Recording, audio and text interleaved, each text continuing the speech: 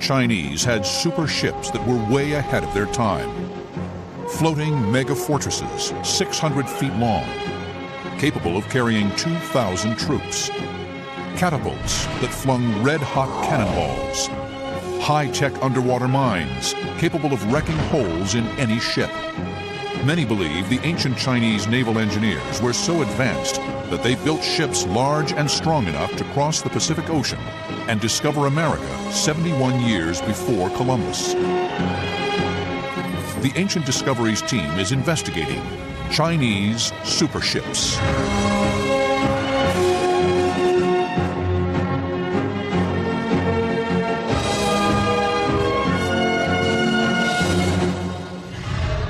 In 2002, research was published that rocked the academic world and had the potential to rewrite the history of the United States.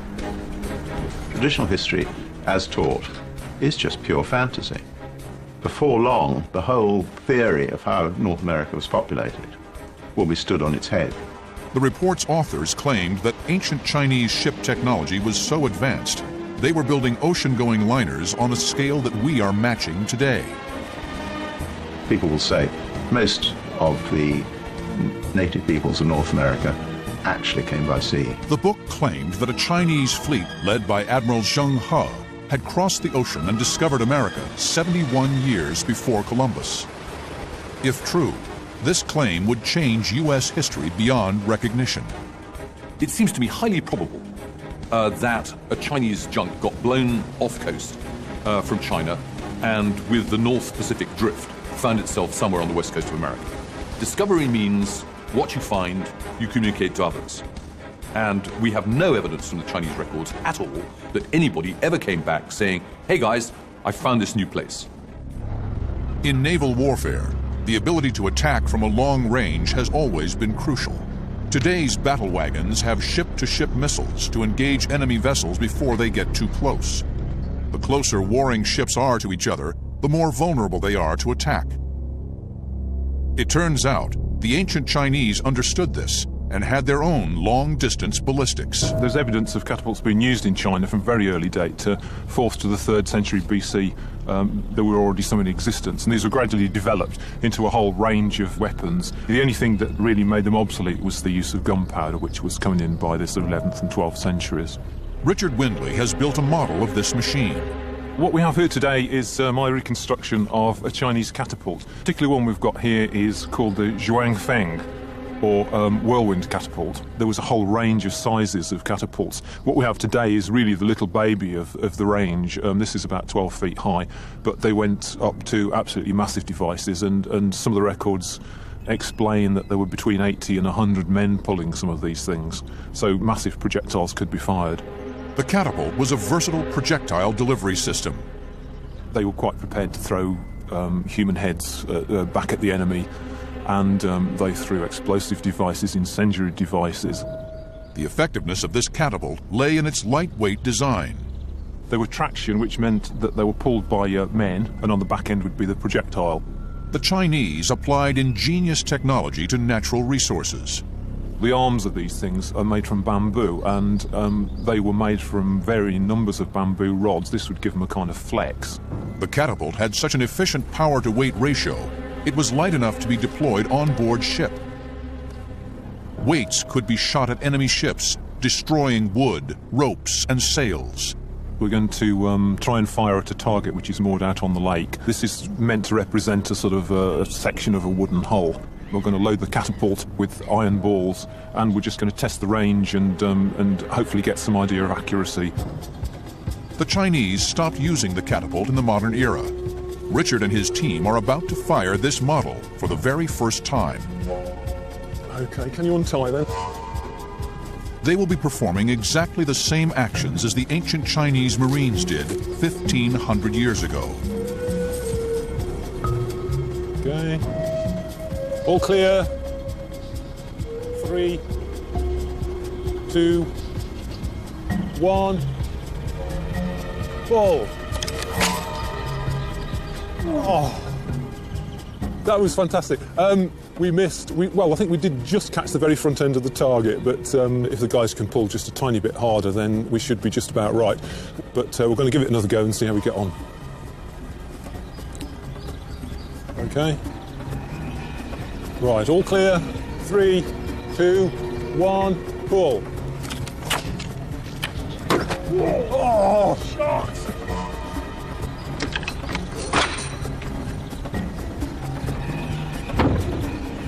We finally hit it, so that's quite good going. Obviously, the different projectiles are going to need different ranges, are going to need different amounts of pull. So the whole thing is hugely complex, but the fact that we can hit it, I think it's testament to the design of the machine. The Chinese weren't just launching cannonballs. There are little-known references to something even more insidious. Ancient texts speak of the ability to launch molten fireballs. Where Westerners in the 18th century are superheating their round shot for the damage it will do to a wooden deck, the Chinese are doing the same thing. They're superheating metal projectiles. In an ancient forge, historian and blacksmith Hector Cole is investigating the evidence.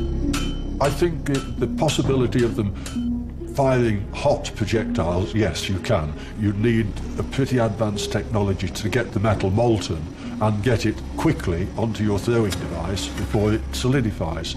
So you're not going to have molten metal flying through the air, you're going to have solidified metal flying through the air. Hector has built a career reconstructing ancient weapons using only ancient forging techniques. The first challenge is to get the balls hot enough. Now, to get hot a large piece of metal like that, you need a very large fire and a lot of air being blown into it. And early man was then using bellows of some sort, which then delivered the air into the fire. And with that technology, the Chinese were melting iron. And once you've got iron into a molten state, you can then pour it into whatever shape you like. Now, that didn't occur in Western Europe until hundreds of years later. The furnace raises the temperature of the iron cannonball to 1,500 degrees. Forges work by focusing the heat in. They do not give out much heat. This means they are safe to be installed on wooden boats. The Chinese would have installed smaller versions of exactly this type of forge on board ship. The effectiveness of burning hot metal is extraordinary. If you have hot metal and it lands on something and it is hot enough and that thing is combustible, then it will burst into flame. Now, it doesn't take much realization to think that if you could lob one of these, red hot, as hot as you can get it, onto a ship, the people on board ship are going to panic, because the last thing that you want on a ship is uncontrolled fire. Hector leaves the cannonball in the 1,500-degree forge for 15 minutes. The metal heats to red hot. Well, we now have a red-hot cannonball. It's taken about 15 minutes to get up to this heat. So the thing to do is to see what it will do if it landed on anything that's combustible. Hector's first test is to investigate what the ball would do to card or paper, such as might be found in sails or packing on board ship. And that was instantaneous. If you were on board ship, quite frightening, highly effective. But how will the hot ball affect the planking of the ship itself? Hector places a 2-inch thick piece of wood into the forge, exactly the type used on an ancient Chinese ship. That's just as impressive. It's on fire, the fire's spreading out. Panic. No one's going to pick that up. Abandoned ship. But how will the red-hot ball shoot in Richard's catapult? Blacksmith Adrian May has supplied a mobile, lightweight forge of the size and power that could have been used on an ancient ship. We've got a blacksmith here today who's had the forge going for some time now. There's some cannonballs heating up in the forge. They've been in there for about half an hour, I believe, and they should be getting up to medium orange heat now. What we're going to do is to load them into the catapult and see if we can actually hit this target.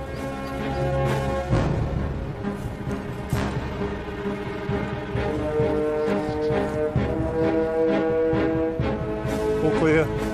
3, 2, 1, pull. The ball is still hot as it flies through the air. The only part of the process the ancient Marines would have had to perfect was their aim. But some ships were simply too big to destroy. The Chinese built some of the largest and strangest looking ships in the entire ancient world. China is a gigantic nation.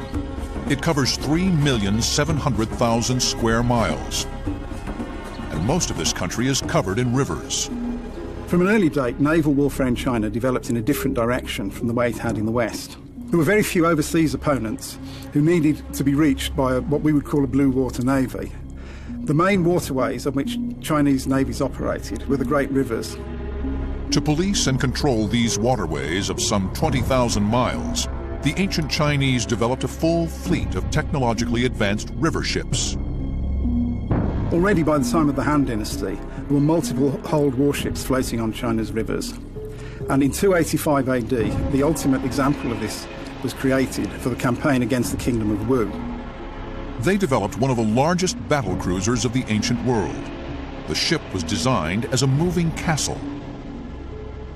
Rather than march an army into hostile territory and have to build a fortress under fire or in the absence of natural timber, all they had to do was bring this ship down the river. They then had a stronghold in enemy territory from which to launch attacks. It was said to have been 600 feet on each side. This enormous warship was built on the upper Yangtze River and was floated down to the Kingdom of Wu to act as a sort of floating fortress. Chinese ship design adapted the technologies and devices they already had and created ancient floating Death Stars. The issue is primarily about soldiers coming to a patch of water and realizing they're not going to be able to get anywhere with their military campaign unless they get afloat. There is no record of whether these ships were a military success, but the shock and awe value of seeing one coming to your country would have gone a long way to winning the psychological battle. For the development of floating mobile fortresses became intrinsic to Chinese riverine war tactics. Throughout Chinese naval warfare history, you get these references to what are called luochuan, or tower ships. What you would have built as a standard child's castle, if you like, on the land to attack or defend. They built one of those and set it afloat. And therefore you got these tower ships, which were literally floating forts. In 584 AD, the emperor commissioned the military genius Yang Su to build a tower ship 5 stories high and equipped with what we think was an entirely new weapon for the time, the striking arm. In Chinese river combat, opposing tower ships basically bashed each other's brains out. The luochuan were designed literally to come alongside each other. There was no long-distance artillery. You couldn't stand off and bombard the guy next door. The whole object of it was like galley warfare. You lay alongside, and at that point you did the maximum damage to the opposition that you could in the shortest possible time. You did it first of all with your close-quarters weapons, like huge arms with big weights on the end. You smashed into their deck to open them up, and then with the grapples pulling them hard alongside, you then rush your soldiery across into there, and then testosterone-filled males would bash each other to bits. To defend their sailors against attack, the ancient Chinese shipbuilders created a new type of design. By 418 AD, we start to hear of paddle-wheel warships. First of all, the people operating the paddles were entirely enclosed within the hull and protected from missiles. Another advantage was that they were more manoeuvrable than ships propelled by sails or oars because they could be steered simply by stopping the wheels on one side. And this entirely new invention terrorised its opponents because it seemed to move without any visible means of propulsion, as if, as they said at the time, it was propelled by spirits. Seeing the success of the paddle ships in action, the Chinese continued to develop and enhance the design. The first paddle wheel ships were propelled by a single wheel on either side, but as time went on, they got larger and larger, and the number of wheels increased, up to as many as 23 or even 32. 1,400 years after their invention, these paddle wheel ships were still being used by the Chinese in the Opium Wars against the British in the 1840s. As in all ship innovation in China, inspiration came from dry land. That the Chinese invented paddle wheels is actually fascinating because it means that somebody did a brilliant piece of lateral thinking. They would have looked at, for example, the standard Chinese system of watering a field, where a river flows past a paddle wheel and makes it raise water into a field. And somebody worked out, oh, well, gosh, if we did that the other way around, where we rotated the paddle wheel, we would make the river go along. And they put it on the side of a ship, and they worked out how to propel it by getting men to run on treadles. Innovation pushed the boundaries of technology to the limit. This is a Song Dynasty warship. It was obviously designed to mine or torpedo an enemy ship.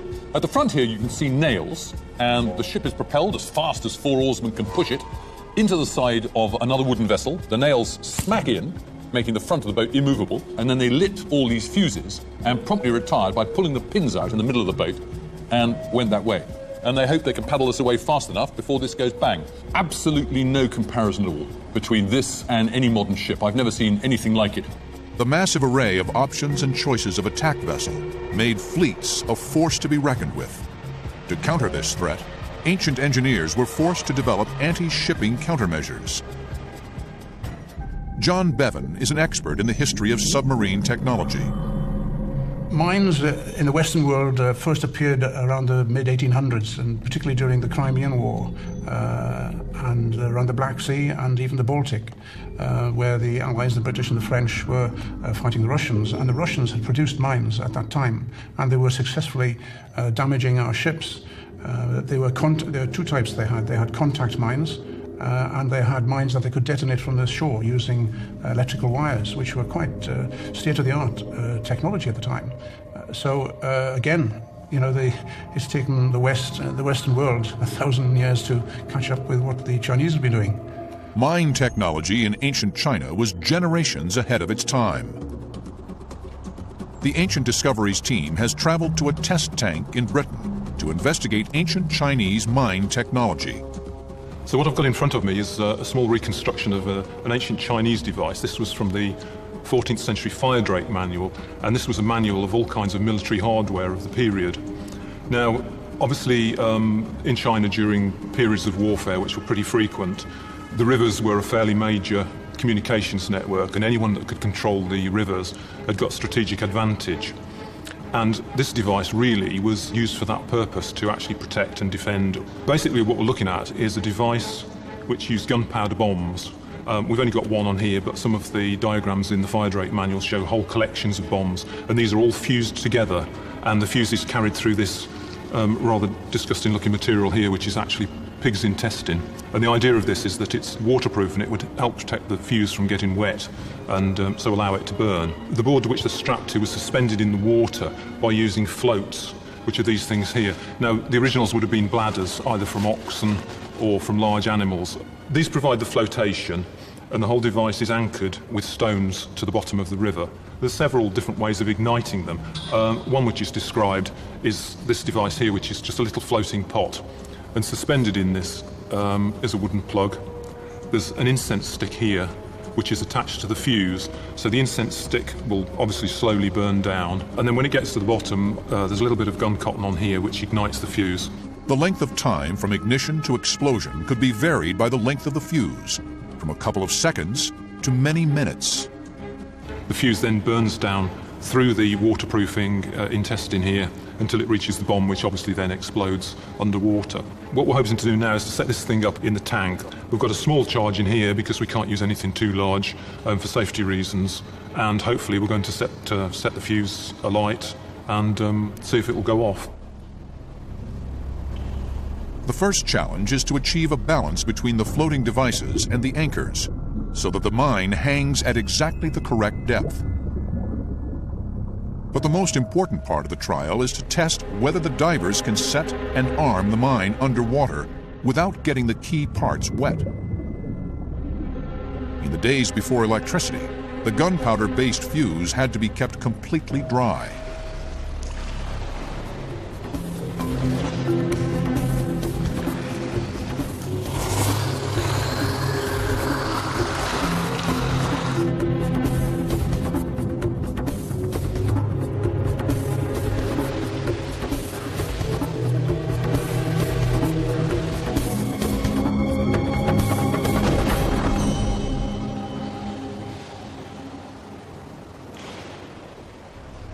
Well, that was really interesting, bearing in mind that there was one charge which was less than an ounce of powder.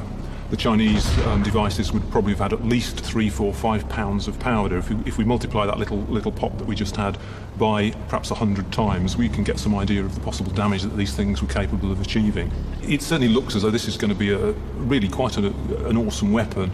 Anybody trying to navigate a river, 1 or 2 of these things going off, they don't know how many more there are, they don't know how widespread they are, they don't know how long they go for. As a deterrent, it's a superb device. I'm absolutely amazed at it because it took us 1,000 years to catch up with the Chinese.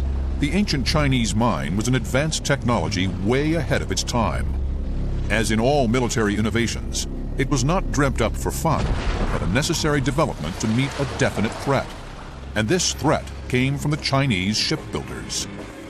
For the boatyards of China were centuries ahead of the rest of the world. They created ships whose design and technology is still used today.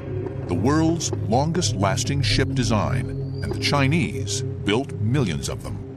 The ship is called the junk. The longest-lasting ship design in history is the ancient Chinese junk.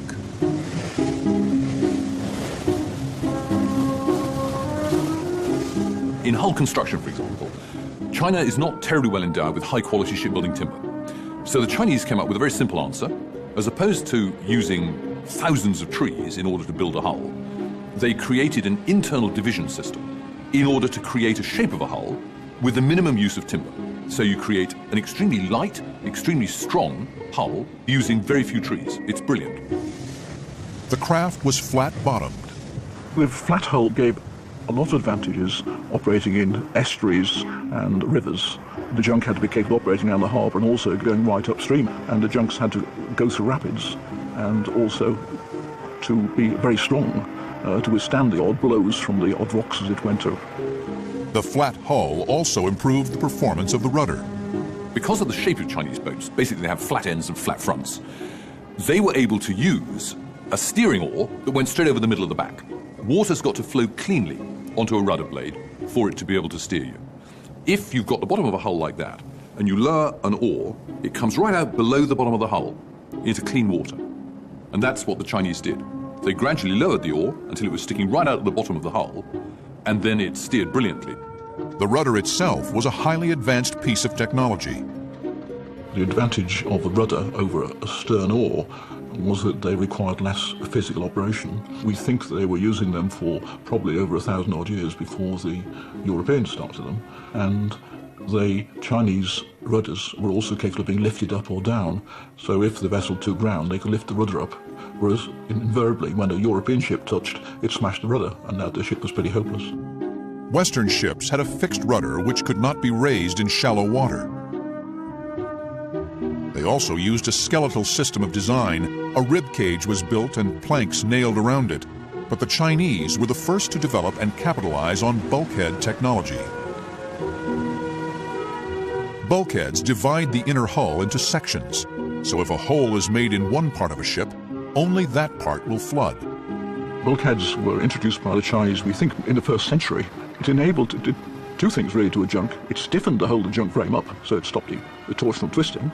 And it also, if you had water permeating into the department or rock or so forth, or even shellfire, it meant that water was held in that hold. The ancient Chinese derived their inspiration from nature. The Chinese were building rafts with bamboo, and the bulkheads built into bamboo naturally by nature were thought, well, that's a wonderful idea, we'll incorporate it into our junks. The motor of a sailing boat is the sail. Marine engineer Cedric Bell has made a replica of an ancient Chinese junk sail. This is a model of a junk sail. The sails were held on a yard, battens down the sail, fixed to the sail, and then each batten was attached to the mast by a loose connection with rollers in to make it run freely. There were no stays on the mast, so consequently the sail could rotate all the way long. And attached to each of the battens were ropes, which are called sheets. And each one was able to control from the deck the direction of the sail, so it could do that or that. So these sheets then would control where the sail was in relation to the wind. The edges of the sail were so designed to give a form of lift, was like an aerofoil of an aeroplane or a bird's wing. The ability to completely rotate the sail allowed the Chinese junk to actually sail into the wind like a modern yacht. If you wished to reduce the sail, well, obviously each batten went on top of the next and closed up like a Venetian blind. And then they were just tied together at the ends. But to lift the sail, which could weigh up to 10 tons, extra help was required. So we think they were provided with a balance weight, so they're semi-automated. So you got to counterbalance whichever position you got into. The counterbalance there held the sail in position. The only problem is then, of course, if you've got a 90-foot mast and a 30-foot hull, then you've got to have a set of balls, or else a ratio here. So a ball drops 1 foot and the sail rests 3. And the ball would run in guide so it wouldn't swing round. And when the ship was normally sailing, the weight would be on the hull as low as possible. So to raise the sail, minimum force would be required on the winch. Obviously, when the sails got wet, a little bit more effort was required. But conversely, when the sail was retracted to its lowest level, less power would be required. The junk, the technological king of ancient shipbuilding,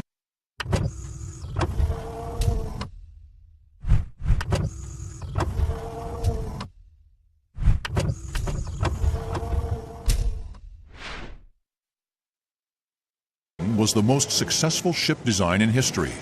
The design could be applied to junks of all sizes, from smaller river craft to massive ocean-going liners. In 1421, a fleet of these massive ocean-going junks was built, called the Treasure Fleet. Some of the boats in the fleet were the size of a football field. Ancient Chinese mariners used them to complete huge voyages. Some people believe that they actually crossed the Pacific in junks like this one and discovered America.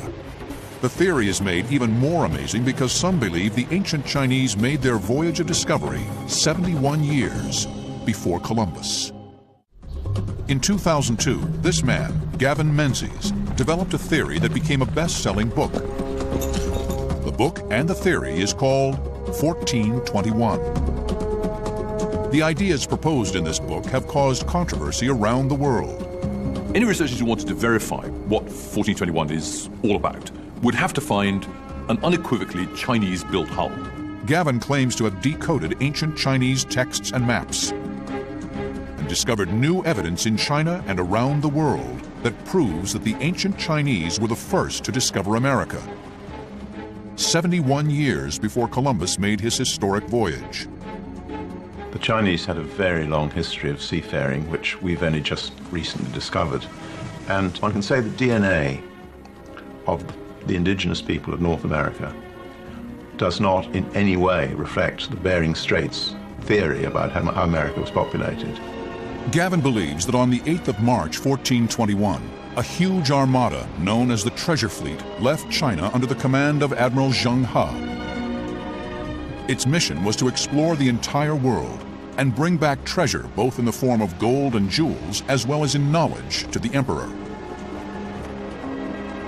The fleet was massive. Literally thousands of ships set off. Some of these fleets got lost, got wrecked, landed up in America or wherever, and never came home. If the fleet, or part of it, landed in America, this would have massive implications for the history of the nation. Traditional history, as taught, is just pure fantasy. Before long, the whole theory of how North America was populated will be stood on its head. The trail begins in China. China's maritime past is one of the most glorious chapters because it's unique. It approached all kinds of problems in its own way, unrelated to anybody else's, usually much earlier than anybody else. The first question is whether the Chinese could have built boats big enough to complete the voyage. To help solve the mystery, a replica of the Zheng He treasure ship has been constructed. 这个史料有确切的记载，44丈4尺。 Experts have different views on the 现在的 subject. 尺度是139米，大约。 But we believe that the original treasure ships commanded by Zheng He were up to 450 feet long, judging by excavated items. 完全有可能的。 In Nanjing, there is evidence of an even bigger boat. We found 3 huge rudders at the dry dock on the same site. This shows the scale of the ships built there. It also shows that 3 ships were maintained there at the same time. Gavin Menzies believes that these boats had the potential to reach America. Here, the search is on for the hard evidence. A lot of marine engineers have, I think, quite reasonably argued these ships are so enormous, I mean, they're bigger than a football pitch, that they just couldn't have survived in a sea. They would have broken up. Cedric Bell, who's a distinguished marine engineer, has found that the hulls were stiffened by pouring in concrete. So they prevented hogging and sagging by pouring in man-made concrete right at the base of the hull all the way along the ship. So that stiffened them both laterally and longitudinally. This is a piece of the concrete which I took out of the Chinese treasure ship at Meraki. The concrete, which was made from volcanic dust, was cast into the hull. Firstly, the hull was coated with rice adhesive. This might sound strange that using rice, but the Great Wall of China used rice mortar, which was strong and durable. And the purpose of the adhesive was to make sure there was an intimate bond between the concrete and the hull, prevent water being held there and corrosion. On this actual piece, this side was against the hull, and you can actually see traces of the grains of the rice adhesive. There are many in the academic community who believe Gavin and his supporters have got it completely wrong. Professor Stephen Davis agrees that the Chinese were the first people in America, but not that they discovered it. Discovery is a tricky thing. Obviously, the Chinese ancestors discovered America because they walked there. Almost every Native American comes from the same basic peoples who populated the eastern part of the Eurasian continent. So in one sense, yeah, they discovered America. Then we come to the whole concept of discovery. Discovery means what you find, you communicate to others. And we have no evidence from the Chinese records at all that anybody ever came back saying, hey guys, I found this new place. Hard evidence is needed to solve this debate. Oh gosh, I mean, if they find a junk wherever it's supposed that Zheng He went, and they can carbon date it accurately in an attested laboratory, the independence, etc., of which is unimpeachable, wow. Over 6,000 miles away on the Oregon coast, the 1421 team believes they have found this evidence. Today, a team led by Dave Kottner will drill into the dunes near Newport, Oregon. They believe they have discovered the boat here and are about to silence the world's critics. If they find what they're looking for, they will turn American history on its head.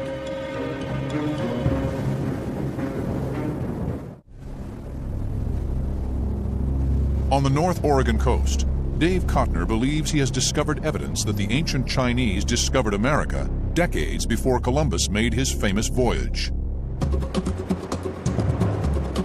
The North Oregon coast has been subjected to massive tidal waves, called tsunamis, for centuries. In 1421, a huge tidal wave hit these beaches.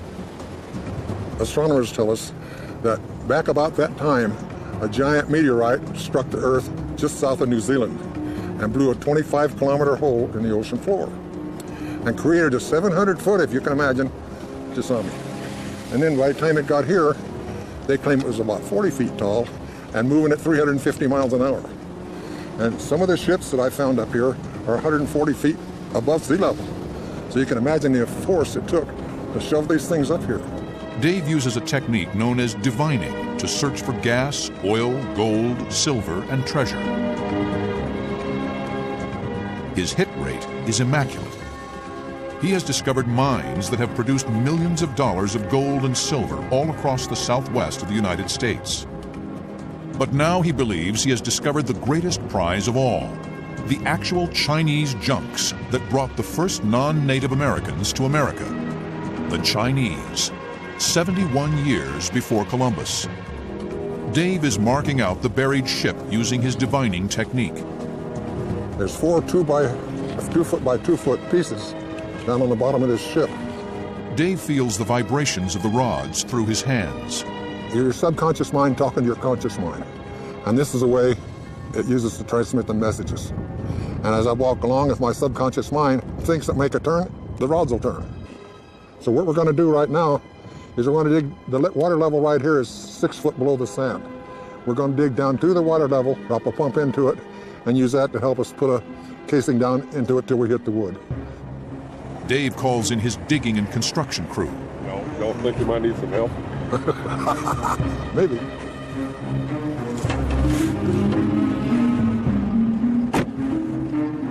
Could this be the legendary treasure ship of Zheng He? The ship that Gavin Menzies believes brought the original Chinese explorers to Oregon and discovered America? The team begins drilling in high spirits. They bore a hole using plastic piping. They insert a hose into the hole, which flushes out the sand. Once the hole is complete, the team can insert the drill and remove the wood. It's kind of like a saw. It just saws its way into the thing. And it's got carbide tips, and carbide is tougher than anything we'll ever hit there. You can look through it just like looking down a gun barrel. Is Dave getting closer to the boat that discovered America? If you wanted to prove that a Chinese vessel got to America, you would look down the coast, the west coast of America, the most likely place they would have come ashore, and you would be seeing if you could find a Chinese junk hull. Of course, one problem you've got to face is that there's quite a lot of junk hulls down that coast, which all arrived in the 18th and 19th centuries. There was quite a flow of people, basically economic migrants, so you'd have to be able to be quite sure that what you were finding was a 15th century junk and not a 19th century one. Even the weather seems against Dave. We've hit a new level. We've been going down through different stages of the sand. Then the wind comes and the rain comes. And we've gone through so many different levels. We've gone through sticks, we've gone through leaves and debris, and you can see it. It's obvious when we wash it up. Now we've got blue sand. I have no idea what it is, but it's totally different than what we have in our surroundings. So we're hoping that's a good sign. But the team perseveres. We're getting closer. By the second day, the storm front has passed, and Dave can resume his work. His plan? To drill 40 feet into the sand and into the wood along the keel of the ship. He will remove a core sample. If he is successful, the sample will be sent to the lab for carbon dating. We're there now. We're just knocking on the door. We got to be within 6 inches of it. Dave believes that if his sample can be shown to come from 1421, it will prove that the Chinese discovered America. This happened 71 years before Columbus, and it's going to change a lot of thinking. There is excitement in the camp. The country up here has an air of ancient mystery. Will Dave finally uncover the riddles that have laid hidden beneath the sands for centuries? Or will Professor Stephen Davis be right? All of the ocean current circulation systems that operated in the 15th century would have to have been quite different to the ones that operate today. Actually, they had to work backwards. And I don't think they did. My suspicion is, if huge Chinese ships were built, they were a large and flashy platform on which the emperor stood in 1405 when Zheng He set to sea to wave goodbye with his retinue, and they stayed put. And Zheng He, like any sensible seaman, went to sea in a ship that could actually move. After 40 feet and 6 hours, they finally hit something. We got wood coming out of the hole! Got wood! Look here. Keel pieces. That's it. That's Chinese wood right there. That's the stuff dreams are made out of. That's better than gold. 22 years I've been trying for this. Wood from an ancient Chinese junk? Unfortunately, the wood chips are too small a sample to carbon date accurately. The lab will need about 50 grams. Dave believes he understands why his sample is so small. I'm reasonably sure we're drilling into a 2-foot section. It was like a keel piece. It goes down 2 feet in a solid piece of wood. Well, I think we're drilling into the top of it. I think what happened is the drill bit got into it and he couldn't pull it out. So he reversed the drill a little too much and it come out pulling the sand and left the wood. The team sinks another hole.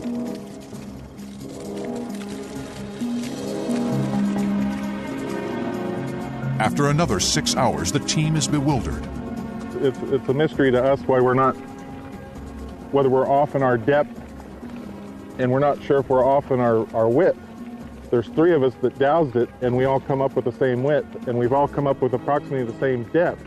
But we don't know why we're missing this, because we picked up the water table, and we're within a few inches. Now, it's not making sense. Well, I don't have any idea why we are not coming up with a core. Normally, we're right on. I just don't understand it. I don't know why. The only thing I can think of is some kind of an atmospheric condition that's messing us up. I know it makes a difference when the sun is shining than it does when the sun isn't shining. The sands of Oregon do not give up her secrets to all searchers. The mystery of the Chinese junk still lies buried under the dunes. As the winter finally closes in on the shoreline, Dave and his team must pack up, vowing to return in the next digging season and uncover the boat. We will get it. No question about it, but we're not going to get it today. As the crew departs this desolate place, all that remains shrouding the secrets of the ancient Chinese treasure ships is sand, fog, and mystery. 20 years from now, we will have a completely different idea who discovered the world, how it was discovered, how the Americas were populated, and how the Renaissance and our current modern way of life was based to a very large extent on Chinese intellectual know-how. Never ever stop looking. I mean, the whole point about historical research is that it's a falsification system. You have a hypothesis. You then strenuously attempt to show that it's wrong. All you've got to find is one piece of evidence that shows that you're wrong, and the hypothesis is blown away. Whatever side academics take in the 1421 argument, they all agree on one thing. We know that they solved all the problems of getting afloat in a unique way, usually much earlier than anybody else. How you build a hull, how you steer it, and how you propel it. All of the Chinese answers are fascinating and unique, and we know far, far too little about it. The superships of the ancient Chinese navies were technological achievements out of their time. From red-hot projectile delivery systems to hull design, the Chinese were building the most advanced ships of antiquity. Whether they used them to actually discover America remains a mystery that many believe is ridiculous, but some are still trying